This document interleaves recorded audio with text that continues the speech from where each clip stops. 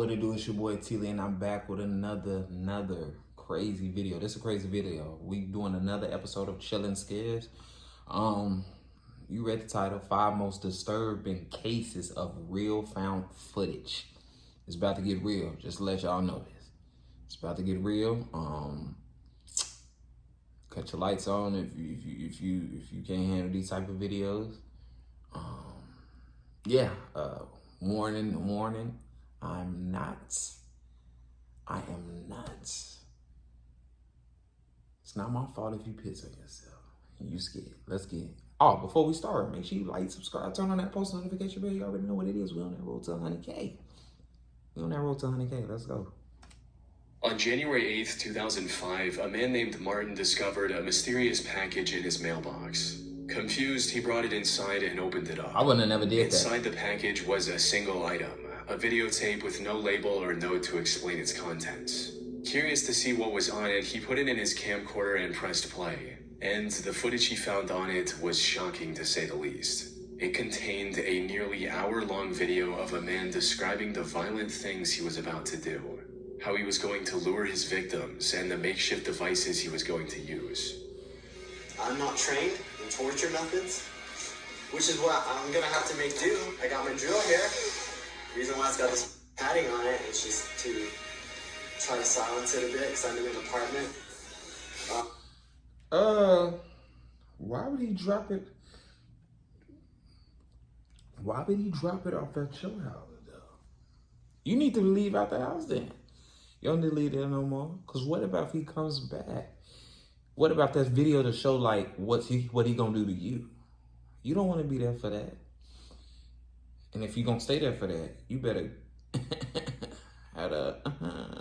you feel me? I got gags, socks, I got lots of duct tape. I got a soldering iron. Sheets. It's rather crude implements. I think can work wonders, especially if it's used in the right way. However, while the content itself was extremely grim, what disturbed Martin more was the fact that he personally knew the person on screen. This wasn't the manifesto of a serial killer planning to take innocent lives. Instead, it was the final message of Martin's close friend, Ricky Rodriguez, a man who was tormented by a cult from the moment he was born. He eventually managed to escape the cult and was now planning to take revenge on the people who did unspeakable things to him for all those years. Damn. He recorded this hour-long video and mailed it to his few friends and family so they would find it and have all the answers about what he was about to do and why. I am making this video. Alright, now it makes sense. Damn. It makes sense. I take everything that I take back. Boy, if I was getting touched on and since a youngin' from a group of people that I thought would be, I was supposed to feel safe around, I ain't gonna lie. That'll make a motherfucker, when they get older and escape whatever they was escaping, that'll make them want to get that revenge back, for real. You know what I'm saying? You gotta think about it. Imagine you as a child, you're scared of this one particular person that's way bigger than you, and they do this back to back. Because they ain't even gotta be a cult and everything. It could be in general at home and stuff. Somebody could be, it could be dead or anything. It could be your uncle or something. They steady doing this thing till you scared. And once you get that heart and stuff and you ain't scared no more and you get this, oh, yeah. You better watch who y'all mess with out here. I guess. Very bad. Hold on, I'm gonna edit this out. I suppose the main reason is that I want there to be some record of the way I feel, my ideas, just who I was, really. Ricky's story began 30 years earlier on January 25, 1975, when he was born as the first child of Karen Alva Zerby. Ooh. Karen was a member of a cult called the Children of God, which used Christian language to lure in young, impressionable minds, often teenagers, and molded them to its sick and perverse ideals. 2 years after Ricky's birth, he was adopted by the cult's leader, David Berg, who presented himself as the Chosen One. David changed the cult's name to The Family and declared Ricky to be a religious herald, granting him a special position in the organization. However, while he was treated like royalty by the other members on the surface, behind closed doors, Ricky was the victim of vile acts no child should ever have to endure. David not only encouraged these acts, but went as far as to write a whole book about everything he and his followers did to Ricky, called The Story of DeVito. This abuse continued for many years, but as Ricky got older, he became aware of David's lies and manipulation. Then, in 1999, he finally managed to escape the cult with his girlfriend Alexia Manuel by faking a visit to the cult's compound in Mexico and fleeing to the US instead. Reintegration into society after 24 years in an isolated cult was anything but simple, but Ricky somehow managed to pull through and secure a job as an electrician. He also married Alexia and later moved to Tucson, Arizona due to his work. Unfortunately, no matter how hard he tried to move forward, the nightmare he escaped continued to haunt him. David had passed away in 1994, and the cult was now under the supervision of Karen Zerbe, Ricky's mother. And while the cult had managed to escape legal repercussions by mainly operating overseas, Ricky knew that there were still countless children suffering the same fate as him. So, in January of 2005, he decided enough was enough and took matters into his own hands. Which brings us back to the video he recorded and then mailed to a handful of close friends and his wife.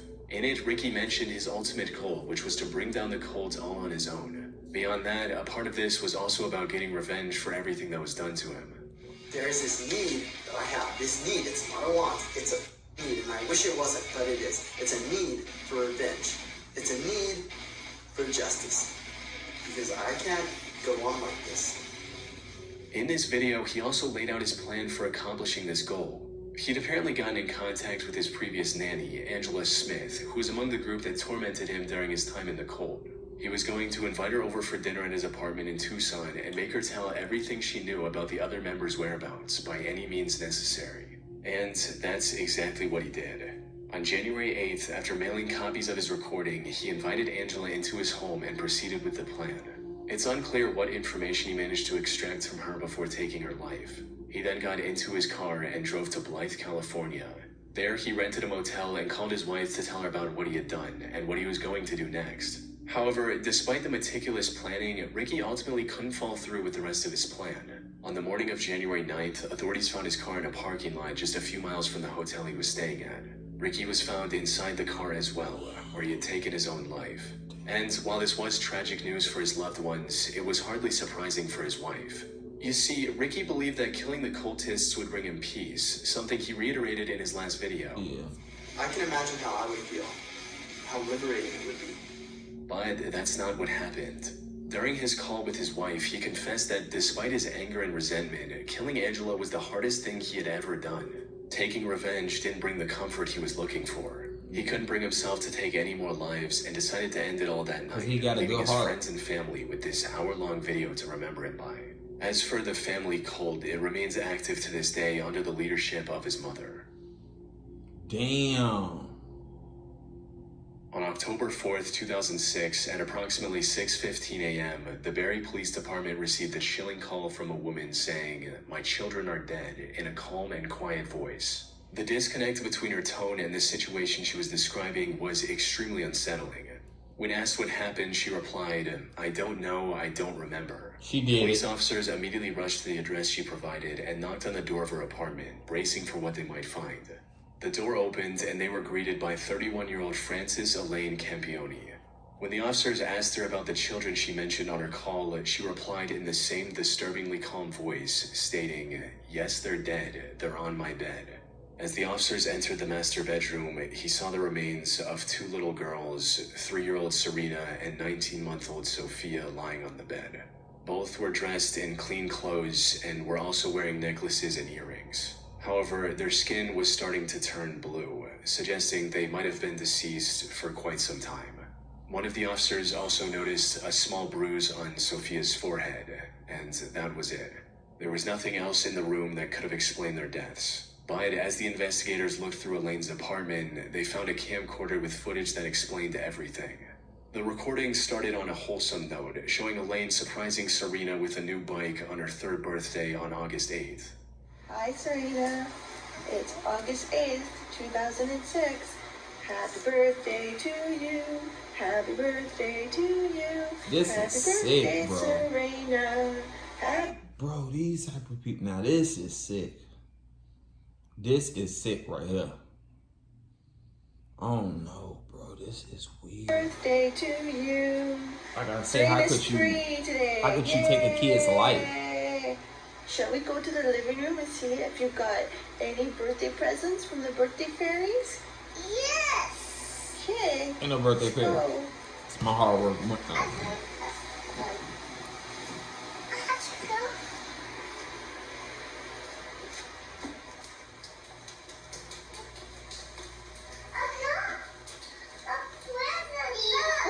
what is it?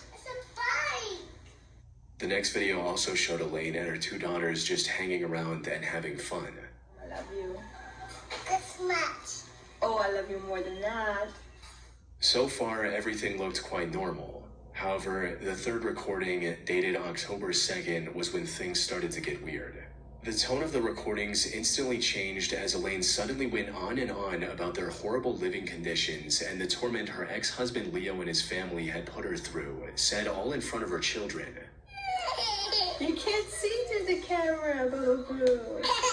Oh, yes, this is a deplorable, horrible, messy, filthy apartment that supposedly my two children and I live in, and it's just a horrible, horrible mess. Yeah. I think Diego Campione is totally What is the wrong. I father? hope he burns in hell for all his sins. The same as Leonardo. All I wanted to do was take care of my two little girls and live happily ever after. After the 3 years of physical, emotional, and mental abuse that I endured tremendously by Leonardo Campione, and then the past year from Anna and Diego Campione, the mental and emotional abuse, which wouldn't stop, and I had CAS keep bringing these two people into my life over and over again when I kept telling them the amount of mental and emotional abuse it was causing my 3-year-old daughter Serena and I and Sophia. It was horrible and uncalled for. And I want justice to my family for what they have all done to us. I cried out for help. They should have. Look, that girl into her Leo show. was apparently extremely abusive, both physically and mentally. He prevented her from contacting her parents, and at one point even kicked her in her stomach while she was pregnant. Damn. This resulted in Leo getting charged with domestic violence, and the two getting divorced. Oh, okay. However, at the time of this recording, Leo was starting to turn things around, and was engaged in a legal battle with Elaine over the custody of their daughters. This took an immense toll on Elaine's mental health. She was already quite unstable and had been to the psych ward twice in the past couple of years. But according to her mother, the custody battle caused her to lose it completely and develop severe paranoia. She became worried that Leo would one day show up and forcibly take her daughters away. Then, on October 2nd, after ending this recording at 8:39 p.m., Elaine did the unthinkable by taking the lives of her own daughters, then recording a haunting confession that investigators discovered on the same camera. Recording this because Leo there, are you happy? Everything is good. You wouldn't give peace. You wouldn't tell the truth. I begged. You even got Stacy not believing me, telling her I had to sign papers when I didn't. I'm a victim witness to get the truth. Trying, begging everyone the truth. How you beat me. 3 years behind closed doors, beat me when I was pregnant with Serena and Sophia. You didn't care about our babies. You didn't care about me. You care about yourself. You wanted to win. You won. Are you happy? How does it make you feel? How does it make you feel? It doesn't make me feel great. I've lost everything my whole life. At this point, the camera cut to a later point where Elaine attempted to take her own.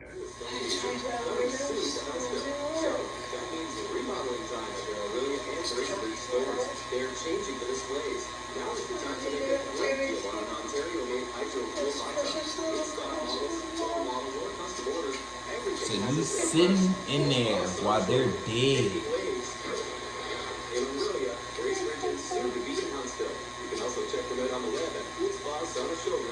Well, this crazy. Elaine was arrested on the spot and was later charged with murder, with the found I would footage have thought she would have killed serving as herself crucial after. evidence against her.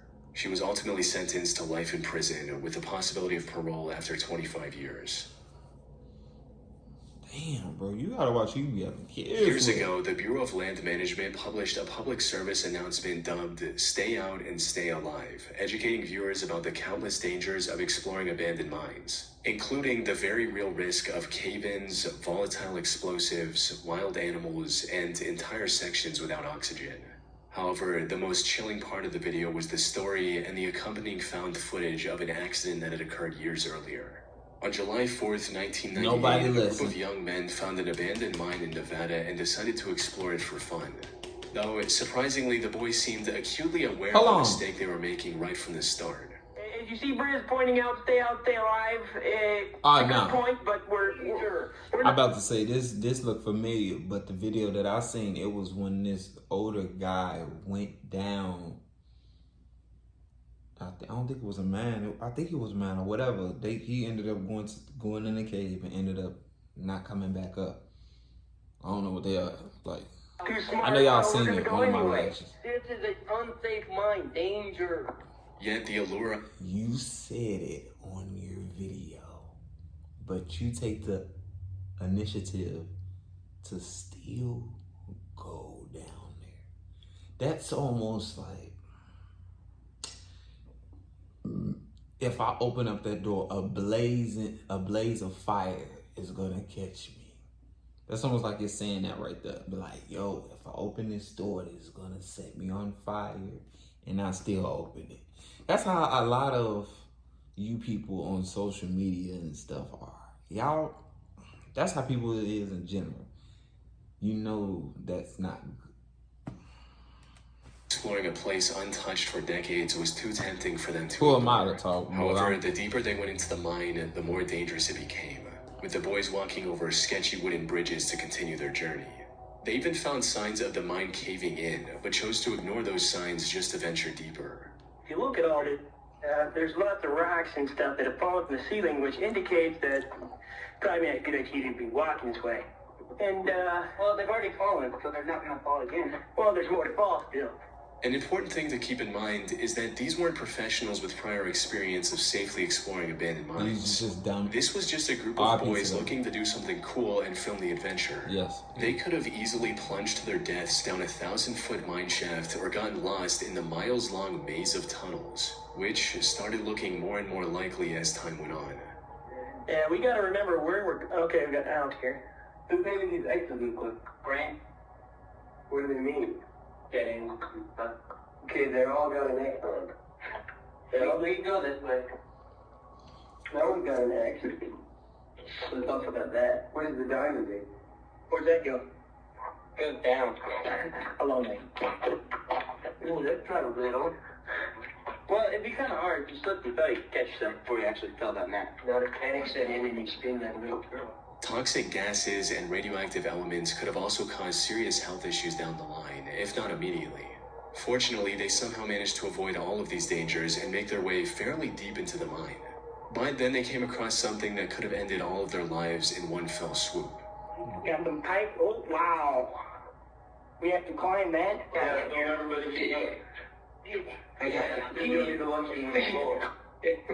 This is going to America's Funniest when somebody falls. That's a good idea. Yeah, Alrighty. While crossing a sketchy section of the mine, one of the boys noticed a rope dangling down from one of the wooden beams and immediately became curious about whatever was down there. It's down to the main shaft. Wow, so we're climbing down this rope? Yeah. How far down? How are we getting out of it? Climbing up it. I just want y'all to look at the face of a dumbass. Just take a good look at a dumbass. I want to be so cool. Cat bag, I'm cool. My shit. I just want to make y'all process this. There's a dumbass that's right next to you. There's a dumbass in the circle in your school that looks like this and stuff and do the most dumbest shit and don't think. Just for cool points. They had little rope climbing experience. Look at the dumbass with the Nike hat on. They didn't let that stop them Adidas shoes on. Yeah, we know you're a dumbass. Yep, I knew you was. We know you're an idiot. You got on Adidas shoes and a Nike experience between them. However, they didn't let that stop them from accomplishing their desires. The guy named Adam decided to be the first one to descend, resulting in this. How far down does it go? All the way down to that light up where it's right now. Or like a good 30 feet. Or They look like a- retarded. I'm not gonna lie. I am. But I'm not gonna like lie. a good 30. Look. Ain't he How look far like down that? does it go? All the way down to that light up where it's right now. Look at his Or eyes. like Look at his eyes with the hat on. how far down does it go? All the way down to that light up where it's right now. Or Bang, bang, bang, bang, bang, bang, bang, bang. Look, see, you already know he ain't right in the head. Look, I am. About 200 feet. You don't like to break out. But it's like you do it into your mouth. Yeah, it's all like this. Is it off now? It's not. How do I get the thing down there? Yeah, but how do I get back up? Hey, good. Give you my belt straight on. Oh. Adam! Oh! Adam! Oh! Adam! Yes. Adam! Oh, God. Oh, God. Somebody help me. Adam! The rope Adam chose to trust was completely worn and gave way shortly after putting his weight on it. This caused him to plunge 65 feet down a dark mine shaft and lose consciousness. Luckily, none of the damage he took on his way down was immediately lethal. He was still breathing. His friends were able to find an exit and contact the authorities, who eventually rescued Adam after an hours-long rescue mission.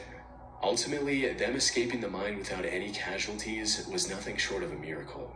The mine shaft could have easily been over 100 feet deep, or Adam could have just as easily hit his head on the surrounding wall.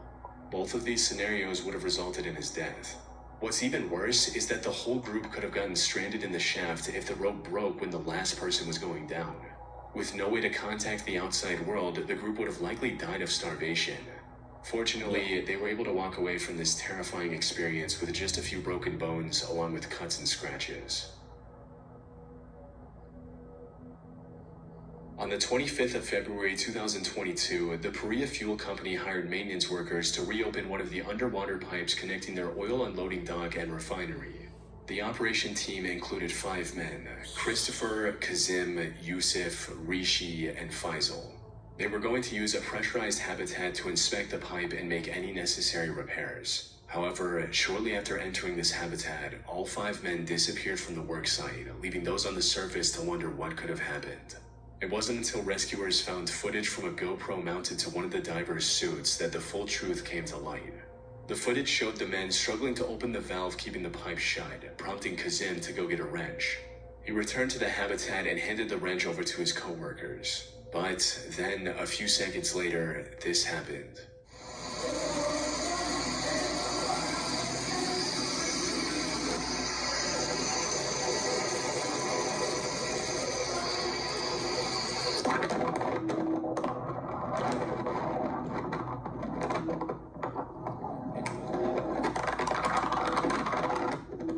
The moment the valve was opened, its low pressure created a powerful vacuum.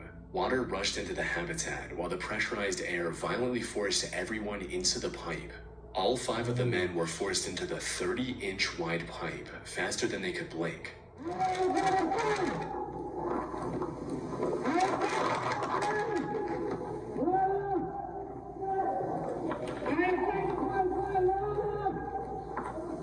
After tumbling through the metal pipe at violent speeds for 1.5 minutes, they came to a stop at a section containing a small air pocket, just enough to keep them alive, allowing them a brief moment to find their bearings and assess the gravity of their situation.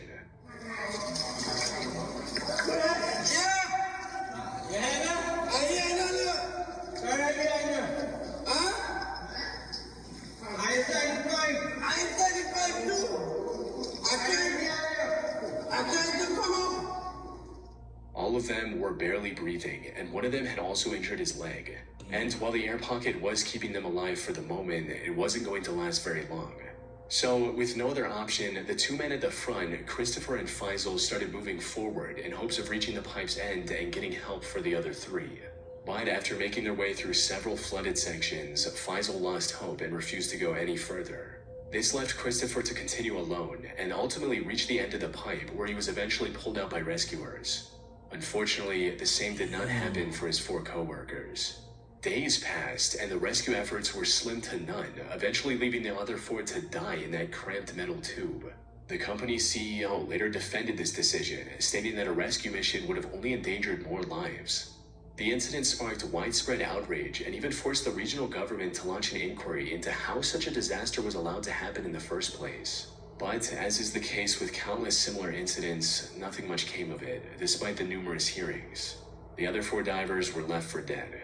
That said, the Trinidad government did announce a compensation of $1 million for each of their families, as well as Christopher, in April 2025. On April 28, 2000, 22-year-old Russian diving instructor Yuri Lipsky decided to reach the depths of the Blue Hole in Dahab, Egypt. This was a risky plan from the get-go, since the Blue Hole... This don't look nothing like fun if it sound like that. If it sound like that, don't look like fun, people.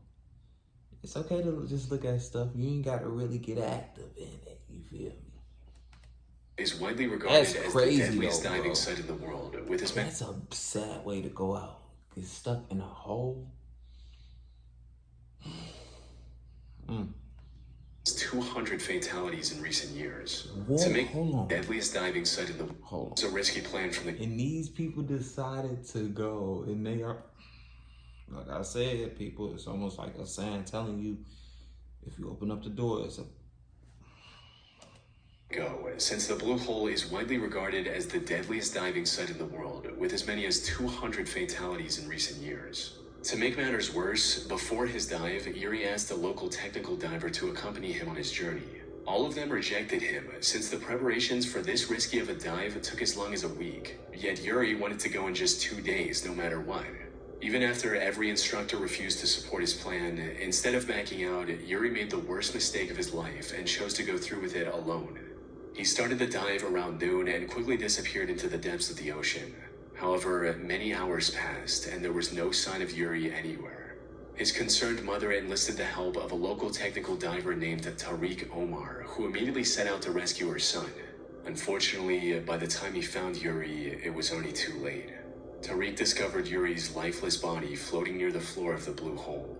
The next day, he returned with the necessary equipment to bring Yuri's body back to the surface and got to work. But as he was about to take Yuri back, he noticed that Yuri's diving camera was lying nearby. So he grabbed that as well and began ascending. This camera had captured the final moments of Yuri in haunting detail.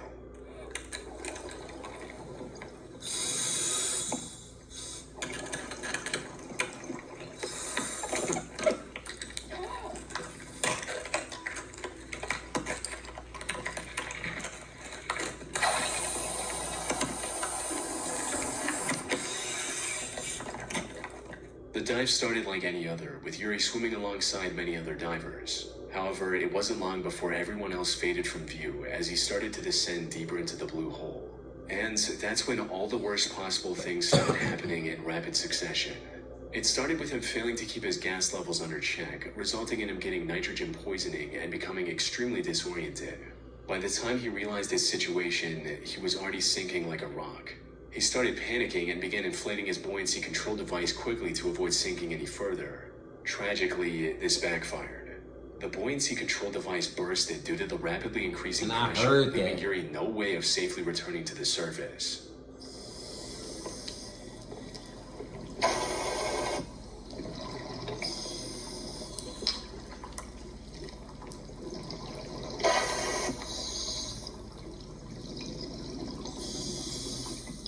The increasing depth exacerbates the symptoms of nitrogen poisoning as well, and it wasn't long before his camera captured the horrific sounds of him struggling to breathe, ending with him sinking to the 377 feet or 115 meters deep sea floor and passing away.